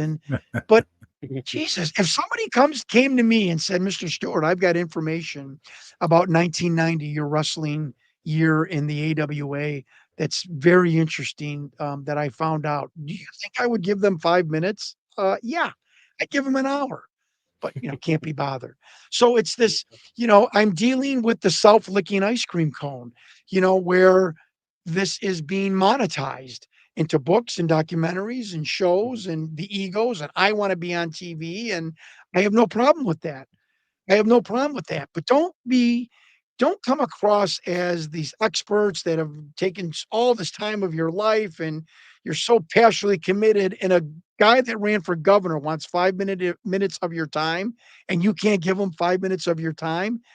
I don't want to cast aspersions or call names, but that's ridiculous. But I want to tell your listeners who are full of shit and who aren't. I'm sorry, and the Dr. Salas, the Linda Moulton Howells, the Richard Doty's, the Stephen Greer's. Stephen Greer is like the the repository at the Library of Alexandria Yeah. with UFO alien knowledge, 600 witnesses. I emailed Stephen Greer. I got email back in minutes. They're not lengthy monologues, but this guy is, the same with everyone, so many other people. They've been just wonderful to me. But there have been a few in the UFO community that I, do a raised eyebrow, like, what are you really in this for? And are you in this to be the star of the show, Jeremy Corbell? Or are you in this to be collaborative? I'm in this to find the truth and be collaborative. I don't have to sit on CNN. Yes, I would like to get national recognition of just simply being the investigator before someone tries to steal this from me. I mean, I do have a little bit of an ego, but I want to be collaborative. And I've proven that by giving my investigation over to other UFO experts, despite being told not to by Hollywood producers. It's very, very disheartening. Some of the lack of, Bob Lazar emailed me back. James Fox emailed me back. Senator, Deputy Secretary of State Chris Mellon emailed me back. He is not a big fan of my investigation, but he emailed me back, and I appreciate that. But Mhm. there's a lot of people out there that I think are more in it for the stardom is rather than finding out what's in the stars, if I can say that. Yeah, no, for sure. You mentioned Bob Lazar. Yeah. In your, studies and investigation, have you found anything that proves that he was actually out there at S4? I've seen an EG&G Dynatrend visitor's log with his name on it as he was going onto the plane at McCarran, the Janet Airlines. Oh, Bob wow. Lazar, Wow. working, I believe, uh, it gives the dates that they're allowed to be there. Are they a civilian contractor? Are they military? CIV, MIL? Those are the designations. And I've seen so many of these because there's someone that has the logbook from the 70s to the 90s. That documentary is coming out on Netflix, proving that Bob Lazar was at least at Area 51. I think it was either Lockheed or EG&G that Bob was under the guise or the umbrella of working out there. And let me tell you something about Bob Lazar, which I've realized what the military does. The military loves to get people with sketchy, discreditable educational backgrounds, job employment backgrounds. So if they do come out, they can be discredited. And when you look at Bob Lazar, Dan Burris, there's another person, Emery Smith, who claimed to be a pathologist working on alien tissues. They love getting, uh, look at me, been to 6 universities in my life, pro wrestler, used car dealer. Mhm. Why wouldn't you let me come out with this information? I can be, you know, I can be discredited in the perception value in seconds. I mean, can you imagine George Stephanopoulos on ABC Good Morning America? The guy has been outed as a used car dealer and a failed politician. I mean, people would turn the channel and they'd forget about the alien interview forever. So, but the government's got this fetish of doing this, of getting geniuses, of getting very highly intelligent people. And remember, highly intelligent people sometimes don't fit in the track of the normal educational, um, uh, uh, the, the educational system. Look at, there's famous dropouts. Bill Gates, one of them is a famous dropout.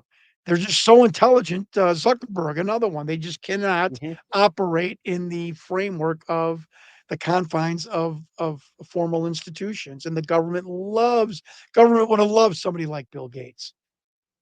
He Hmm. didn't even graduate college. How could you believe what Bill Gates is telling you? Right? Yeah. We can't Right. prove who Bob Lazar is. Well, do you have to have a master's degree to be a genius? I know a lot of smart people who are way smarter than people that have master's degrees and doctorates. And, Mhm. I'm not saying that those people aren't smart either, but I know a lot of hyper intelligent people that are not traditionally formally trained or educated through the collegiate system. No, for sure. Yeah, I do And so I too. believe Bob Lazar. Do I believe that he has fabricated some things to perpetuate the story? Yes. Has this been proven by psychologists and people that study movements and body language? Yes. Has it been proven in reverse speech that Bob has lied about some things? Yes. The social security number on his Department of Naval Intelligence W-2 is his wife's social security number. So he must have fabricated that from his other W-2 from the Department of Naval Intelligence. The fact that he was videotaping men on behalf of an owner of a brothel. There are some things that he borrowed a bunch of money from people at Los Alamos. There's some sketchy things about Bob, and I simply tell people, does that not make you any more intelligent? There are a lot Yeah. of intelligent people that are scumbags or shirk the law or, again, if they can't follow the framework of going to college for 4 years, how do you expect them also at times to follow the framework of normal society? It's just something to think about. But I Yeah. think Bob, to discredit that he knows nothing about physics is laughable. I've seen him give a 2-hour lecture on video of Mhm. physics. I mean, he's obviously a very intelligent, I would call savant, a non-traditionally educated savant in physics. No, I agree. He definitely seems like an intelligent man Yeah. and knows his things. Steelers Yes. fan comes in with a question. She asks, "Do the extraterrestrials have like a family or sense of family, or how does that work?" Great question. I've only heard of one anecdotal story that, on their planets, the Greys, that my specialty, so to speak, it's a very, they have evolved so much that it's almost like a beehive mentality. And I know that's been battered around in ufology. It's been battered around a lot and used a lot because it's the truth from what we were told. And on their planet, it's you have a task to do, whether that's in manufacturing or agriculture or whatever it is. There are family units. They don't live in houses as we would think they would. They live in, it's what I was told. Live in more something things like dome structures of like an igloo type things. Everyone's got the hive mentality. It's all for the betterment of of the collective group. Their whole Mhm. mindset, their whole modus operandi. And this is stuff I've been told with anecdotal stories. And when you think Gotcha. about it, what would you do if you were if you came from a different solar system and you wanted to fix humanity 20,000 years into the future? What would you do? Will you take away lust? You would take away anger, jealousy, right? You'd Mhm. give you'd give humanity a hive mind, a collective belief that the collective group, some sort of a, communistic type, you know, belief system. Everyone would be equal. Everyone working toward a common goal, and you would just take away all of the passion, so to speak, as I call it, that makes us human. And But doesn't there have been military intelligence people that have been told this by the evens that we are the $4 ticket to the freak show in the universe. That on most planets, most solar systems, most universe, most binary star systems, it's it's the Oompa Loompas following in a line, and it's the bees working at a hive, and you got to check out this watery rock three rocks over from the sun. It's the freak show. But don't you think that a part of like how we've become technologically advanced and grown as a society has to do with lust, procreating, the want to be better than somebody else or have more than someone else? Yes, Uh, isn't that what totally. kind of pushed us into technological advancement? Why would that be different for an alien species? Well, do you think technology is eventually going to destroy us? Of course, it's going to. Of Yeah. course it's going to. So why would you, again, you and I are creating a civilization 20,000 years from now. We don't want technology to be uh the thing that is the oil of our society. Hmm. Because we know where technology can go. And you would start you would do in vitro, you would do lab grown a species of your species. You'd have this beehive mentality. where there is no passion, lust, there's only protection, there's only, protecting the hive, protecting one another, and this collective mindset and problems, especially if the mind is also part uh computer, so to Right. speak. You could Right. make sure that that computer is keeping you in line to waking up, going to your position in the society, coming home, so on and so forth. And it makes perfect sense. I wouldn't want to live in it. I like the dice roll of my life and what we have in our society. And but if you wanted to continue species into the future of 100, 200,000 years, you'd have to bring it down to the level of a beehive mentality, because this is the crazy train, planet Earth. Mhm. And I'm speaking the truth. We're nuts. I mean, Yeah. we're literally killing people over imaginary lines in the ground. We are killing people, killing each other over our God versus your God. I, we're spending money on yachts and aircraft carriers and letting our own kind sleep in the streets and starve. Right. This is, but we're building the aircraft carrier to protect us. Well, why aren't you protecting me now? I'm starving to death. By the time the Russians, you know, throw a nuclear bomb over here, I'm going to be dead in the streets of Detroit. What, you're building an aircraft carrier to protect me? Feed me. Right. Right. No, that makes a lot of sense. I want to This thank is Gail. crazy train. Yeah, for sure. I want to thank Gail for your $5 super sticker. And Tara Blue asks, is it true that a president took Jackie Gleason to Area 51? Did you ever hear I about come that? 100%, 100%, 100% believe that story. Nixon, let me tell I am a Nixonian. I am an expert in the life of Richard Nixon, his administration, and he often did this, going AWOL, so to speak, in his own car. And while he was vacationing in Key Biscayne, he's friends with Jackie Gleason. He played golf with him earlier that morning, went to his house. It was Nixon in his car by himself, took Gleason to Homestead Air Force Base. This was told by Gleason's wife in a Playboy magazine interview 10 years later, and they walked it was a corner of the base of Homestead, Florida. And they walked into this facility. There was almost like a butcher, like a cooler, like you would see in the back of a butcher shop with the plastic hanging. There was hallway, guards everywhere.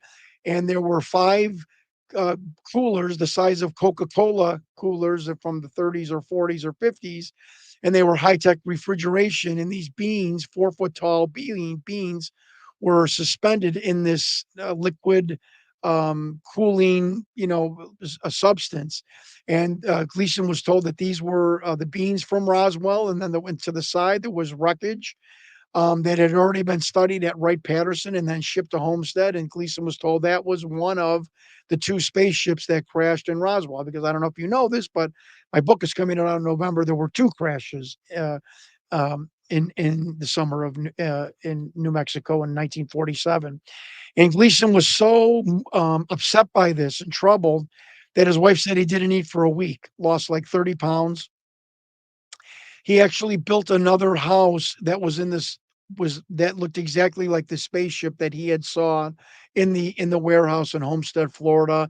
He was a voracious ufologist. He would call into many late night talk shows talking about it, and why your ex-wife who hates you would tell a story backing up, what happened, never made sense unless it was true.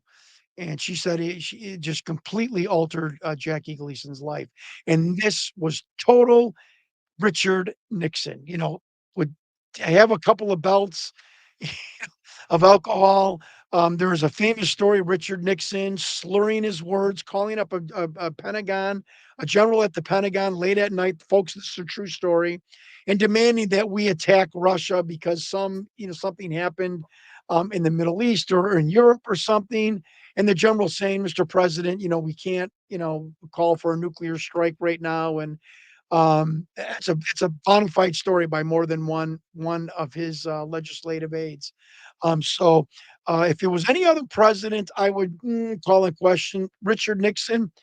Take it to the bank. Wow. I want to thank Canadian True Crime Buff for sending in a PayPal donation. We have PayPal and Cash App. It's in the link. I have another question for you. Was there ever an attempt from the aliens to free any of the aliens that were at Area 51 or, you know, dying or any of those things, but prior to? Anecdotal stories. Uh, Richard Doty, who was the counterintelligence agent for 3 or 4 years for Project Aquarius, and Charles White, who was a meteorologist out at an area of Area 51, both claim that someone helped someone in the government helped a being escape through a fence. The being was reapprehended. Um, I think actually the being was actually shot. Excuse me. This is Oh, not the geez. being that was on the on the airport runway. I think in Virginia, but yes, one being did try and escape. And what I was told, probably one of the most top secret. I wouldn't say top secret because uh, that's getting myself in trouble. But the most sensitive thing that I've ever been told, I think, is that all beings in captivity that were in captivity are deceased. We have no living. Uh, this is what I was told, that we have no living extraterrestrial aliens in any facility that are alive. And I was told that the last five that were at S2, um, I was specifically told this verbatim. I'm gonna try and get this right. Four died, and we helped the other one go back home. So, Hmm. excuse me? And apparently they arranged for one of the beings to be reattached to his unit or his command, with a craft landing at the Papoose Lake complex, and this being was then released back to his species and evidently went back to his planet of origin, and the government helped facilitate that. Oh, wow. Yeah, That's very pretty Kind cool. of sensitive information that I kind of probably sounds shouldn't have almost like, said, but yeah, it kind of almost sounds like the plot to Paul. Is have you seen well, that movie, Paul? no, I haven't, but I find that very strange. The UFO crash in Las Vegas, and now Paul that movie comes Okay. out, and uh, but that was that came from a very high up source. That four died, Yeah. and the fifth one, they assisted in returning back to its planet of origin. Nothing ET or close encounters. Just we helped it communicate back with its with the craft, and the craft came down and took the alien back again to its I- planet or to its dimension of origin. Thought that was pretty interesting. Is there like a treaty or anything between the people of Earth or the United States or the governments combined and the alien visitors? Is there an agreement or anything like that? Well, there's the famous story of Eisenhower faking a tooth ache, going to his dentist in Palm Springs, disappearing for a day and a half. The press not knowing where he was, and the infamous story is, at Muroc Air Force Base, which is now Edwards Air Force Base, a pre-planned meeting between Eisenhower and an alien group that looked much like Egyptians and that you would see in Egyptian paintings with the headdresses.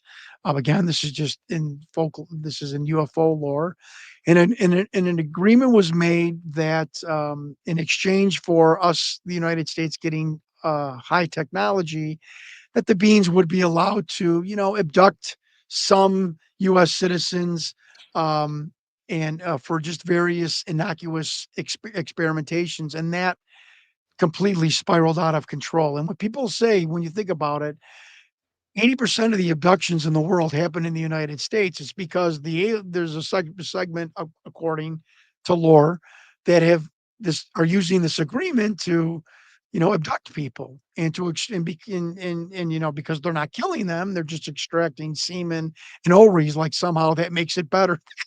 When you get Right. abducted, at least you get returned to your bed. You don't have semen in you anymore, your ovaries, and you're producing a hybrid alien. That makes it better. But that agreement completely went sideways, and there are still people getting abducted.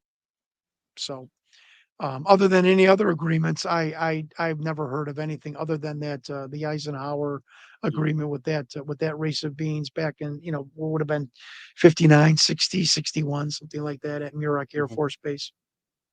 Because even Eisenhower's granddaughter talks about it. Yeah. Yeah, you have something, Jaime? Yeah, I was gonna ask, are UFOs crash landing or are they being shot down? Victor makes a very interesting point, Victor, the whistleblower, that he feels um, some of the craft are being captured on purpose, almost like what Jesus Christ did on planet Earth, come down in mortal form, sacrifice himself. Mhm. And Victor and some of the scientists, according to Victor, feel that if they didn't want to be shot down, they wouldn't have been shot down, and that some let themselves get taken to because they have this universal we can't get in interference Mhm. um, belief within the universe from what they have told the United States government, they being the aliens. And so, but again, I tell people this. Well, if they're 50,000 years in the future, you think, and they traverse the universe, do you think an electrical storm could bring them down? Yes. Look how high tech we are. What can bring down our world? A solar storm. A solar storm, the right time, ends the planet Earth, takes us back to the Stone Age. So don't tell me about high tech civilizations being impervious to things that are very seem innocuous that can wipe them out or hurt them or whatever. We were the greatest, the British were the greatest nation on earth in the 1850s and the most advanced weapons ever, and they went to the Amazon. What killed the majority of them? Mosquito. But they had the most advanced weapons and medicine in the world, and they all died from a mosquito. So don't tell me that, high tech beings can't somehow have a problem or an issue with their craft once they get into the skies of the world. Yeah. That's ridiculous. You, Because you the know, more you, high tech you are, the easier you are susceptible to the smallest things can affect you. yeah, you mentioned abductions, and one of the most famous ones that we discussed in the earlier podcast, it was about with Travis Walton. Yeah. Um, are you do you know anything about that case? Do you believe that he was actually abducted and brought back?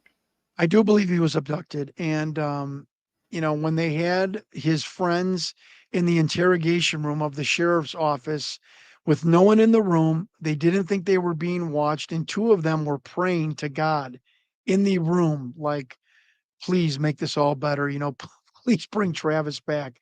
And that's recorded, that's filmed.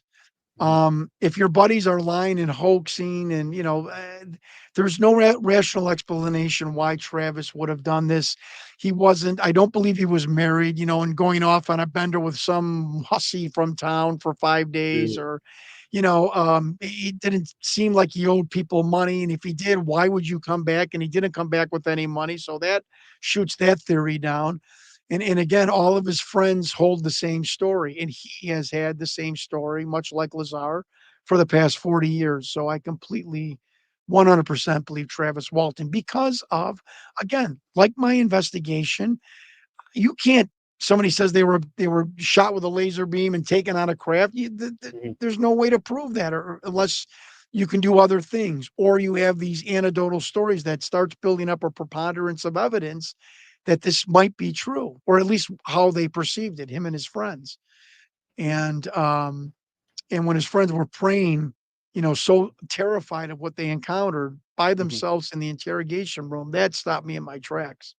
And I believe Hmm. Travis. I've seen 3 interviews. I believe him to be a credible person.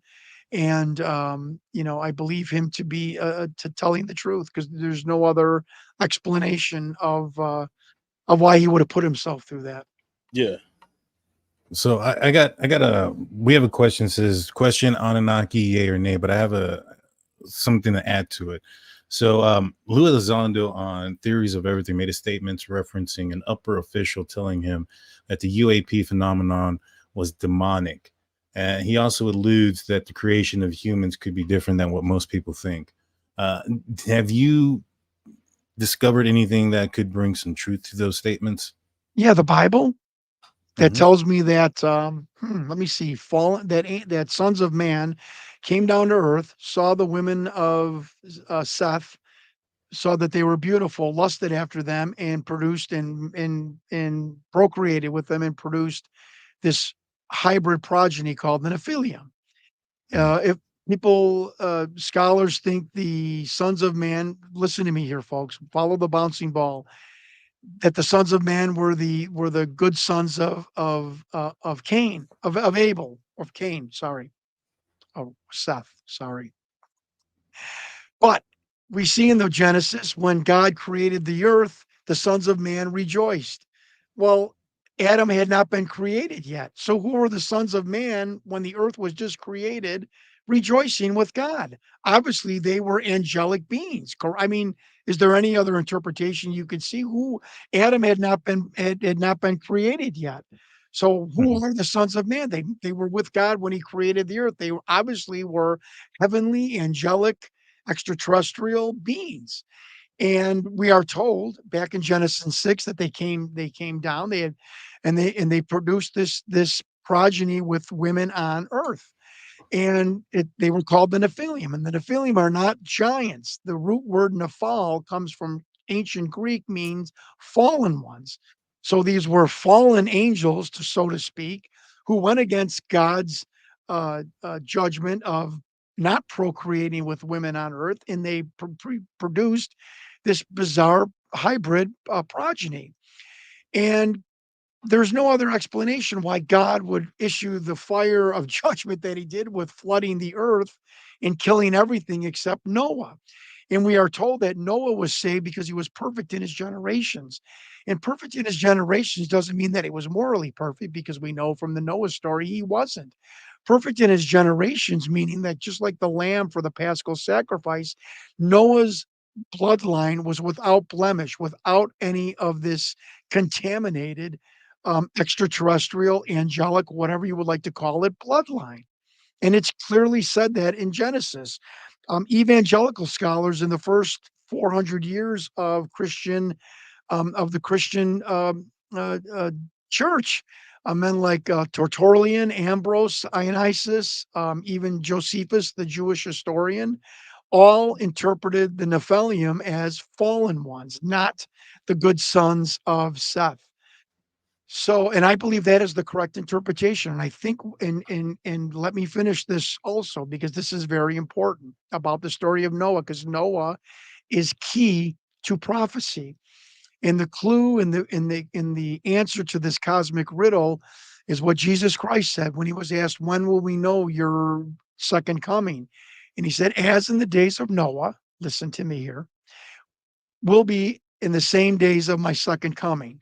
What specifically happened in Noah's days that has never happened in 4,000 years up until the last 50 years? Wars, famines, pestilence, immorality, natural disasters have all happened. There is one specific characteristic of Noah's time that is happening now in our time and has not happened since, and that is this genetic warfare. Something from the heavens coming down and trying to create this hybrid race. And 90% of abducted women have the same story.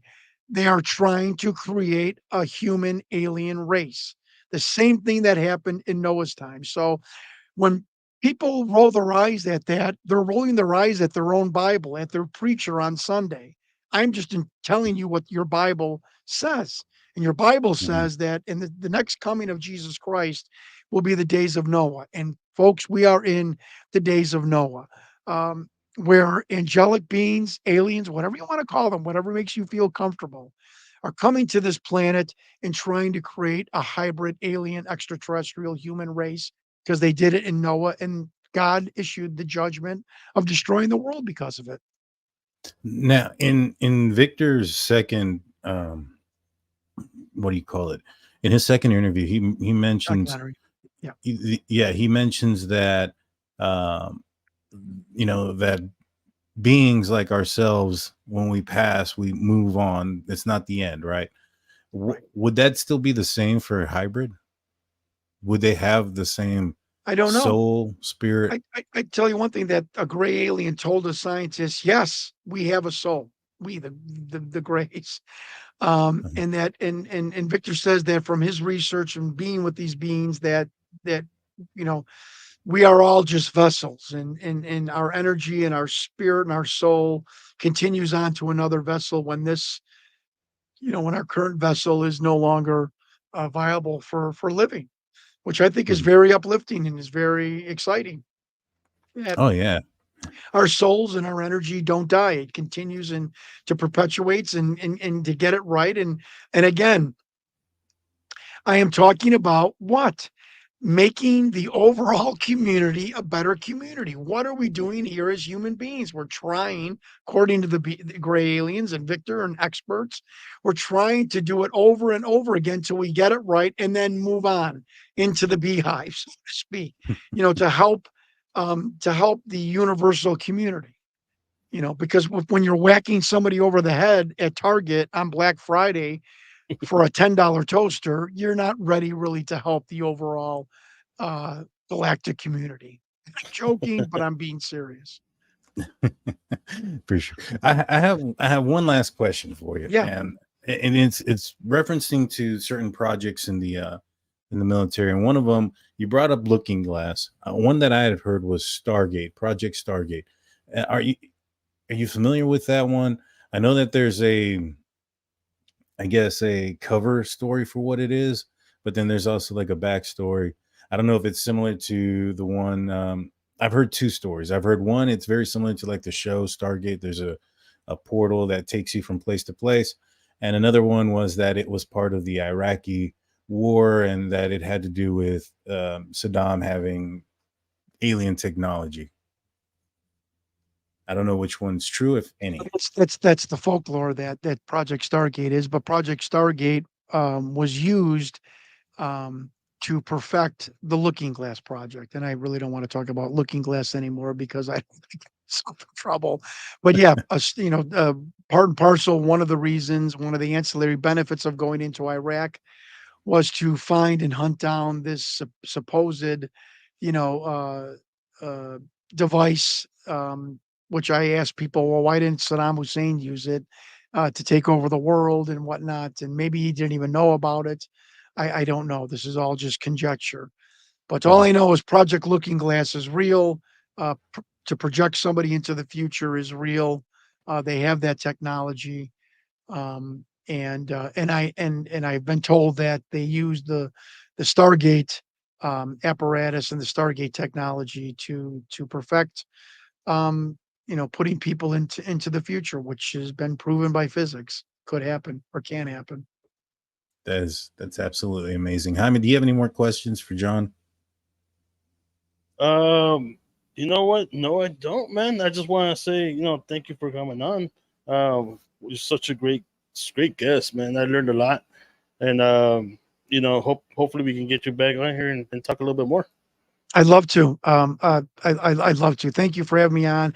Whenever I'm asked great questions, I feel obligated to tell you that you guys ask great questions, and it makes it so much easier to do these podcasts when people are engaged and taking the information seriously. I again, I don't not I'm not throwing shoving this down anyone's throat. I just want Mhm. people to hear that I am the messenger. I am simply the investigator, and I go where the information follows me, where the preponderance of information takes me.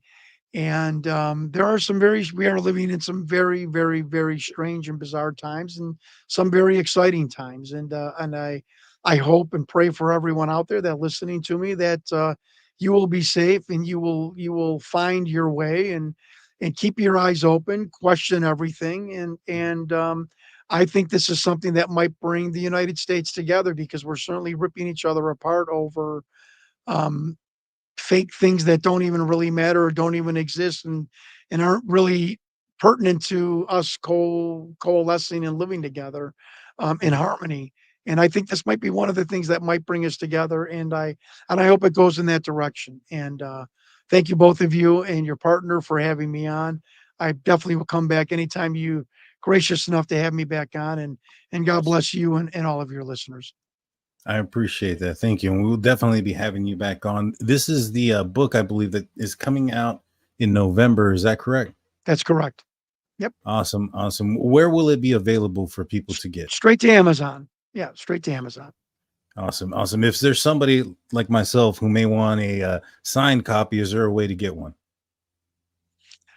Yeah, I mean, we're obviously gonna have a website up once the book gets released. So, I will be making available anybody that wants that.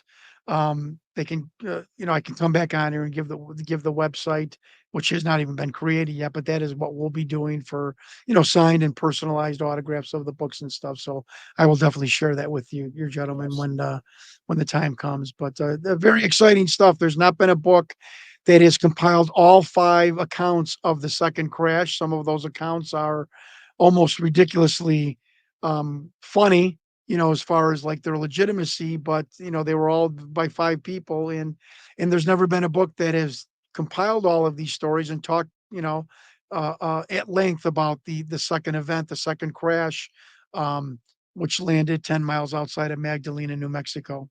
And we believe that from all the sources that the Roswell craft crashed with this craft, and it was because of an electrical storm, and possibly a new radar weapon. But nonetheless, there were 2 craft that crashed, and one was found, on July 8th by Max Brazel, the debris. And the second crash, what this book is about, was found, believe it or not, 2 years later, because it was in such a remote plateau in 1949. So it's a really interesting book. I wrote it in kind of a novel narrative, so it would be interesting because a lot of this UFO stuff is hot sun, desert, and it can be droll. And so I think I wrote a narrative that doesn't make it completely crazy, but sticks to the facts and what I was told and whatnot. And I think people enjoy it. Awesome. Yeah, 100%. I can't wait to get my hands on it. You mentioned a documentary earlier. Can you Yes. give us some information about that documentary Yeah, that you have for coming 2 out? years I have been in contract with a production company, and chalk it up to Hollywood. But we are hopefully going to the sale process of actually selling this to like a Hulu or a Netflix right after Labor Day. I know I've been saying this for 2 years on podcast, but we are queued up. The project Hunting Victor, the worldwide hunt for the alien whistleblower Victor. This project is teed up with this production company, ready to go out to sell it, so we can get the financing, so we can complete. We've got about 40 hours on tape, and so we can complete the filming and recreating the animatronic doll and so on and so forth. And not sure of the title, but I've called my portion of it, my book that I'll write about it, Hunting Victor. And it might be called Inside Area 51. I'm not sure, but when it comes out, I'm sure the media and myself will let you know when its release date will be. And Awesome. if this production company fails at it, I'm just going to take my own money and just shoot a talking head documentary. We're sitting at a warehouse, and I'm just explaining the entire events as it took place, interspliced with B-roll and photos and a couple of other witnesses and stuff. And it'll be interesting too. But I hope that we can, get the high financing from Netflix or Hulu or HBO and really put together a 9-10 part series, because my whole journey through this thing, there's 60% I couldn't even talk about today because of time. It's just fascinating, and re-interviewing people that gave me all of this information, and then exposing who Victor is, which were one of 2 men. So I'm going to find out exactly when the whole world finds out too. So it'll be exciting. Yes, sir. Yes, sir. Well, I thank you for coming on. Before we let you go, if you don't mind just telling everybody where they can follow you, your Twitter, your Yeah, websites, things of that nature. one of the things that I try to strive for in my investigation is not trying to sell anything. I mean, yes, I know I have a book out, so I'm kind of being a hypocrite, but the book isn't about the Victor investigation. And but yeah, with the whole thing with Victor, I have a YouTube channel. There's maybe a couple of videos. It's Hunting Victor Documentary. That's the YouTube channel. But I'm not on Twitter anymore. I was to defend something, and I'm not on Facebook. And my account was actually hacked, the Hunting Victor account. So that's not even in play anymore.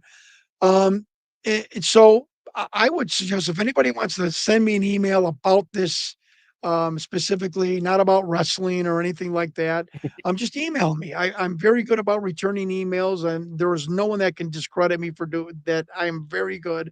You send me an email, you're going to get a return unless it goes in my junk mail. And that's my email address is my full name, Jon, Jon, without the H, my middle name, Alan, Alan, and the last name Stewart, like Jon Stewart, the comedian, Stewart at AOL.com. Shoot me an email. If you know something about this investigation, go ahead. If you have some criticism, you have some constructive things to say, well wishes, they mean the world to me. So anybody that wants to reach out and write me, I will certainly respond. Awesome. Awesome. Yeah, he definitely does. That's how I got in touch with Jon, by email. Yeah. Yep. So this is the channel. I'll be putting this into the description for those that want to follow the Hunting Victor YouTube channel.